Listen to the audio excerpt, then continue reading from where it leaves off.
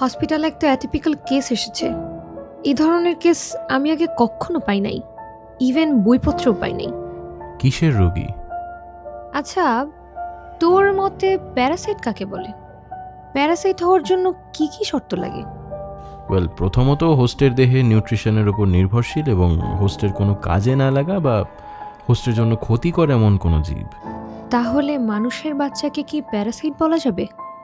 Foetus মূলত মায়ের নিউট্রিশনের উপর নির্ভরশীল এবং প্রতি বছর সন্তান জন্ম দিতে গিয়ে অনেক মা মারা যায়।